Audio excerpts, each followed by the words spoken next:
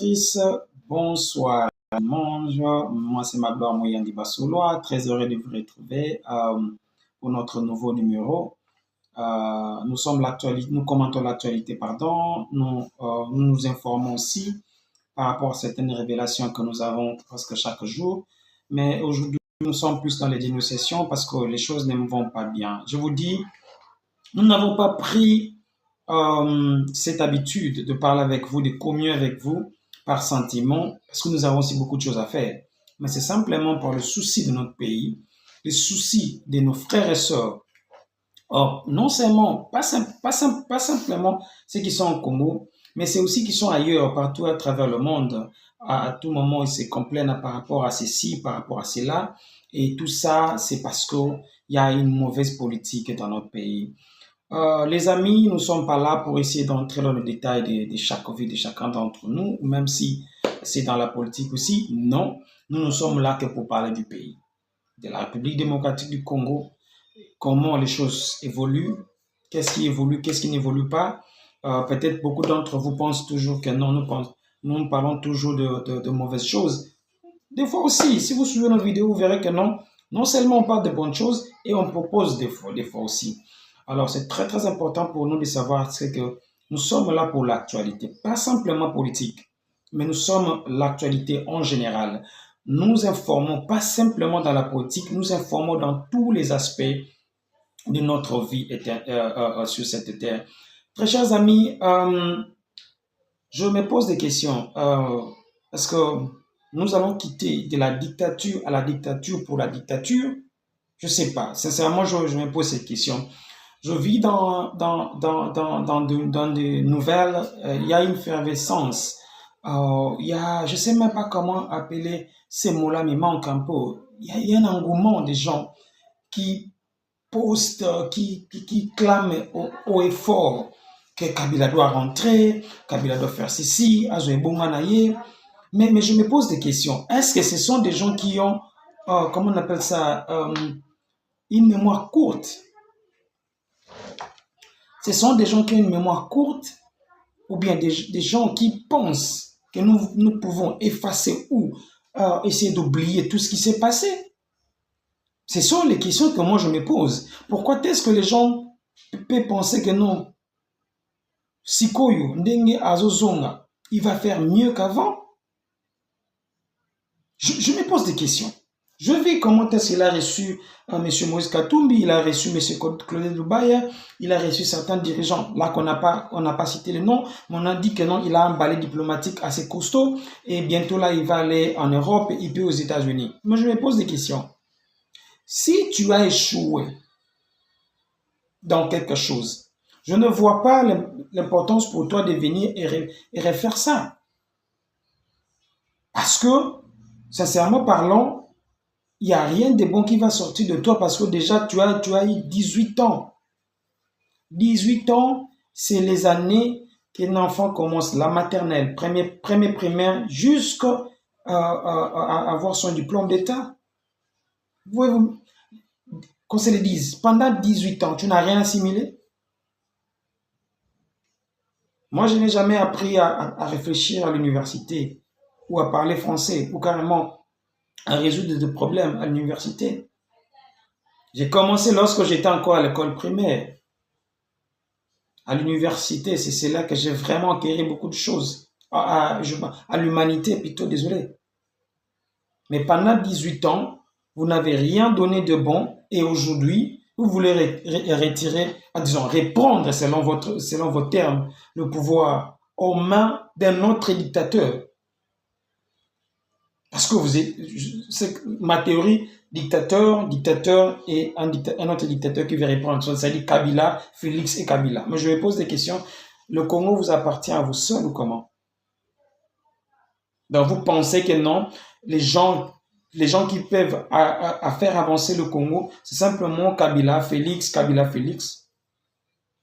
Vous avez vos données, montrez plutôt de quoi est-ce que vous êtes capable. Et rien de bon est sorti de vous. Alors, pourquoi ne pas laisser la place aux autres? Sincèrement, je dis à ces frères-là, un Congolais là, ou une Congolaise là, qui passe son temps dans son Facebook, Twitter, dans son, je sais pas moi, dans son WhatsApp status, dire que non, Kabila doit rentrer dans ses émissions, Kabila doit rentrer. Réfléchis. Tu étais peut-être encore trop jeune, un enfant. Mais non, on sait ce qui s'est passé. C'est pas aujourd'hui que je viendrai dire que non, Kabila doit rentrer dans ce pays. Ou Kabila doit rentrer comme président. Tu as fait son temps, tu as fait ton temps pendant 18 ans, tu n'as rien foutu, alors laisse le Congo. Aujourd'hui, c'est Félix donc, qui nous montre son incompétence encore. Et bientôt là, il va finir sur son deuxième mandat qui laisse aussi le Congo.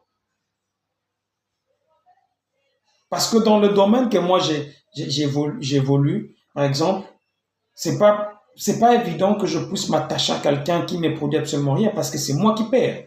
Je dépense mon argent pour rien. En termes du Congo, c'est que le Congo perd le temps, les autres avancent, les autres évoluent, les autres amènent des choses nouvelles, des autres projettent dans 3, dans 4, dans 10 ans, dans 20 ans. Nous sommes là encore en train de parler des Maboulou Manzengele, d'en parler des embouteillages, à parler. Il y a beaucoup de pays, les histoires là d'embouteillages, c'est du passé. Ils ne parlent plus de ça. Il y a des autoroutes, il y a des routes secondaires, il y a des routes qui leur permettent de ne pas comment on appelle ça, c'est bloqué pendant de... Non, il n'y en a plus. Alors, dans notre pays, je demande à un frère et une sœur congolais, sœur congolaise et un frère congolais, d'essayer un peu de tourner sa tête 2 fois avant de dire quelque chose ou de penser quelque chose. Tu peux bien beau venir clamer haut et fort, Kabila doit rentrer. Il va rentrer. Qu'est-ce qui va nous amener de nouveau? Vous pensez que ce sont les études qui font que quelqu'un puisse mettre de l'ordre dans sa vie, ou mettre de l'ordre quelque part? Oui, l'étude nous aide. Mais la majeure partie, c'est d'abord ta personnalité à toi. La manière dont tu conduis ta vie. Cela te permettra d'être ordonné. Et les études, c'est juste un support qui va te permettre de le mettre d'une manière droite. Ou aligner ta pensée. Mais si tu n'as rien dans ta tête, mais on a combien de professeurs dans notre pays? Combien de professeurs que nous avons dans notre pays? On les a mis des ministres, des présidents, vice-présidents du Sénat, des vice-présidents de l'Assemblée nationale, président de l'Assemblée nationale, premier ministre. Qu'est-ce qu'ils sont foutus? Quel est ce président qui viendra dire que non, écoutez, mon héritage intellectuel, mon héritage de ces pays, c'est ça, c'est si, patati patata. Voilà que demain, après-demain, les générations futures vont en bénéficier. Dites-nous un peu. À part qu'il y a des charlatans, il y a des gens qui viennent simplement dire beaucoup de choses, mais lorsqu'on nous met ministre ou chef, je ne sais pas moi, d'un quartier, et et c'est bouleversé, il commence à faire de l'opposé.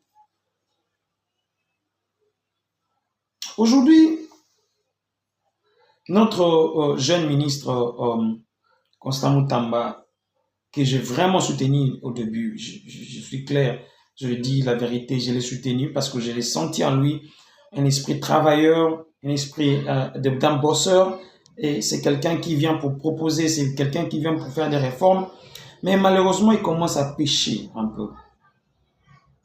Je vous ai donné un petit conseil, je ne sais pas moi, dans l'une de mes vidéos. Mon jeune frère Constant Mutamba, ministre de votre État, tu es chanceux dans ces gouvernements ici qu'on ait un ministre, pratiquement tu as 36 ans. Arrête de faire le mativé. Arrête de faire les gros dos. Ce qu'on appelle en lingala la mapeka. Arrête de faire ça. Tu es encore jeune. Il y a une probabilité, il y a une grande probabilité pour toi de faire une très grande carrière et une longue carrière dans la politique. Mais c'est simplement, ne deviens pas comme Etienne Tshisekedi. Beaucoup d'entre vous vont se poser des questions pourquoi je cite le nom d'Etienne Tshisekedi. Etienne Tshisekedi était là lorsqu'on avait, c'est lui qui avait signé pour qu'on puisse tuer Lumumba. Beaucoup ne le savent pas. Il était aussi un jeune ministre comme toi, de la justice, s'il vous plaît. Alors, ne mets pas tes mains, ta signature, dans des choses qui vont entrer dans l'histoire négative plutôt, de notre pays. J'étais soutenu par rapport à la peine de mort, mais j'étais aussi demandé de bien encadrer cette peine de mort. Pas le populisme, s'il vous plaît. Parce qu'aujourd'hui, si vous allez dans les histoires là, Bossambela, prière à Souka, commencez à faire passer à la télé. Ces images-là vont te rattraper un jour. Ils vont vous rattraper un jour. Parce que les écritures restent, mais on ajoute, les images aussi restent. On va vous rappeler un jour que vous avez dit ceci, ou aux années devant tes images à toi. Félix va partir. On ne va pas faire écoper à Félix toutes tes bavures ici. Moi, je t'ai proposé de faire appel à tes collègues, les ressources humaines, ministère des droits humains, ministère de l'éducation, ministère de la santé, tous ces ministères-là, pour essayer de réfléchir comment est-ce que nous pouvons encadrer, même celui des infrastructures, comment nous pouvons encadrer ces jeunes qu'on est en train d'arrêter, comme le Kuluna. Où est-ce que nous devons les amener? L'agriculture, le pêche. Vous avez déjà commencé un bon travail de Kanyamaka CC. Pourquoi ne pas les tendre? Au fur et à mesure, on ramène des Kuluna. S'ils sont à 50 000, 100 000, 200 millions, mettez, désolé, je réfléchis en anglais des fois, extend that field pour qu'ils puissent travailler dans ces champs. À l'allure où les gens viennent, à l'allure aussi vous allez étendre votre champ. La population doit manger. Et la population doit manger comment? En travaillant. Si pour eux la machette peut couper la chair humaine, cette même machette-là peut aussi couper les herbes pour donner à la population à manger. Alors, je vous ai demandé l'autre fois de vraiment faire très attention. Et grave, vous êtes permis de passer à la télé et dire que non, la peine de mort ne sera pas simplement chez le Kuluna. Même celui qui va relayer une information, journaliste ou politicien, quoi que ce soit. Papa, ce que vous faites là, checker partout dans le monde, ça ne s'est jamais fait. Nous sommes libres de dire ce qu'on veut, quand on veut, où on veut. Parce qu'aujourd'hui, si vous devez parler en termes de trahison nationale ou la haute trahison, la première personne, le premier couloir qui doit être arrêté et tué publiquement, c'est M. Félix Tshisekedi Tshilombo. Pourquoi? M. Félix Tshisekedi Tshilombo a fait appel ou a fait entrer les troupes ougandaises, les troupes rwandais, les troupes burundais dans notre sol. C'était sur l'aval de qui? Ça, c'est pas une haute trahison? Dites-nous un peu.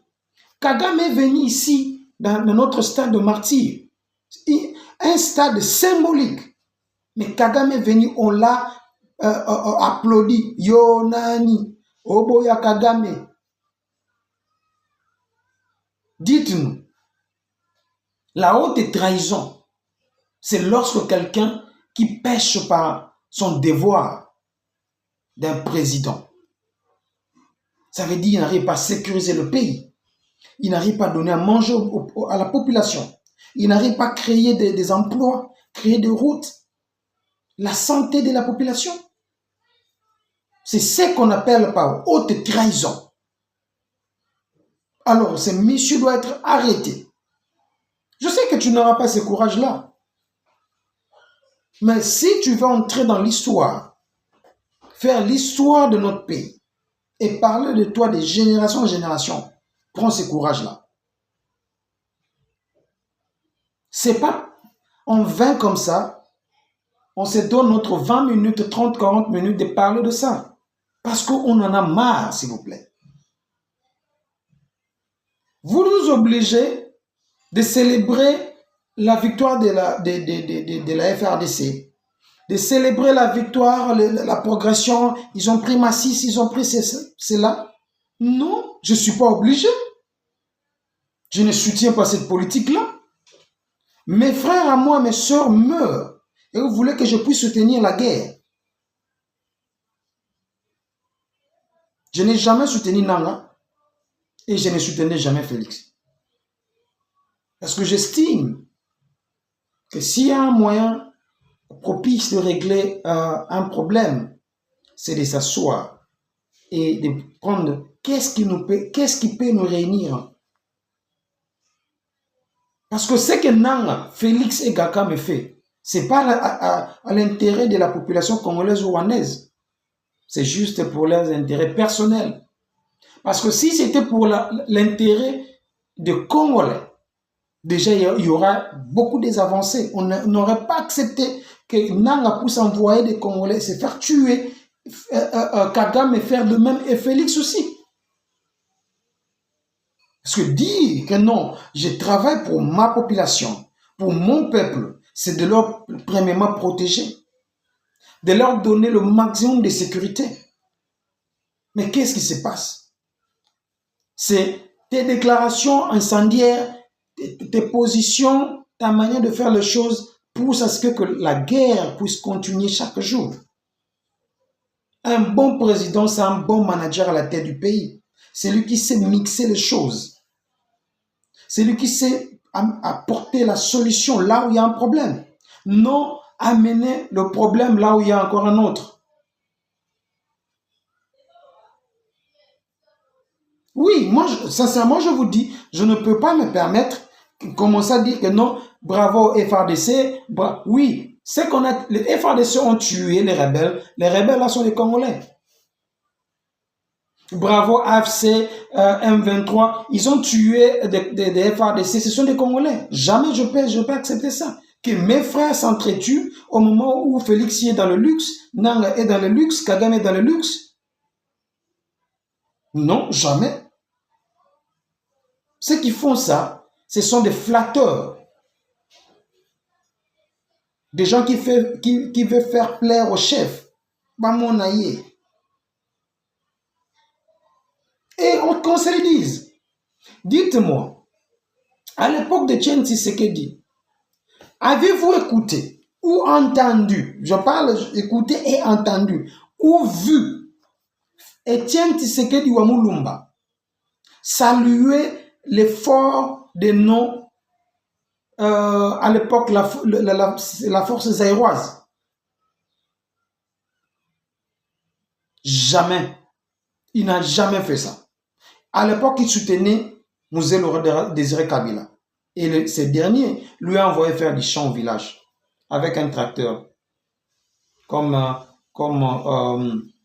matériel lui va lui aider.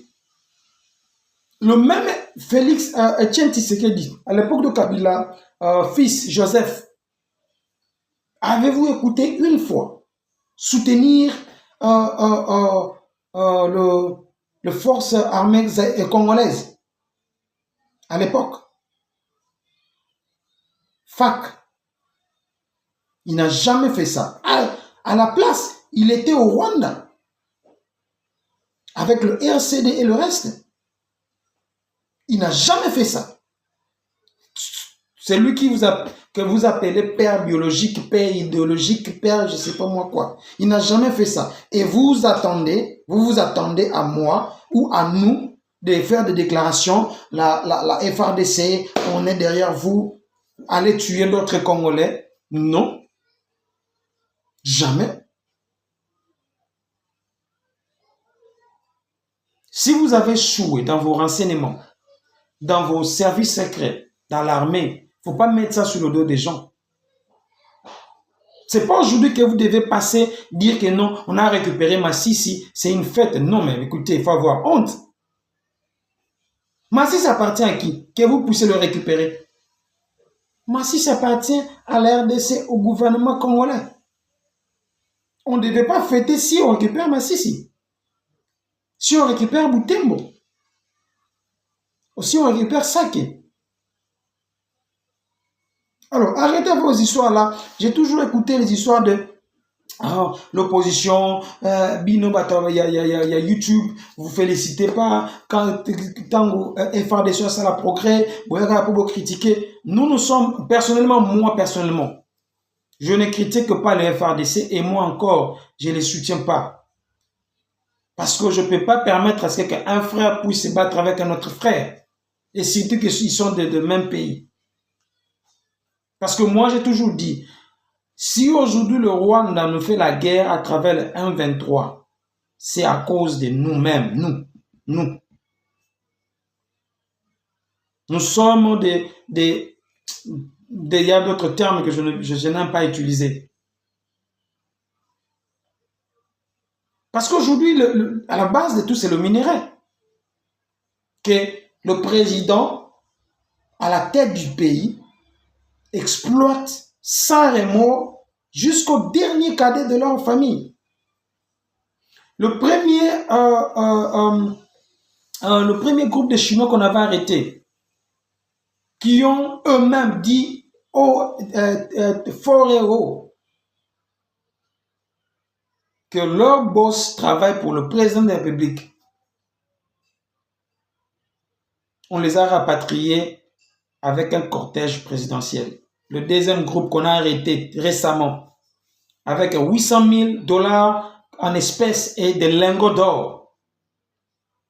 La même chose, Denis Niaké-Rolé a encore intervenu, on les a arrêtés. Hier, la société civile a même marché à Goma. À cause de tout ça. À cause de la famille du président qui pille les ressources de notre pays. Où ils ont des carrés miniers partout. Alors, des histoires comme ça, vous voulez que moi, ma gloire, je puisse soutenir, sincèrement. Soyons sérieux.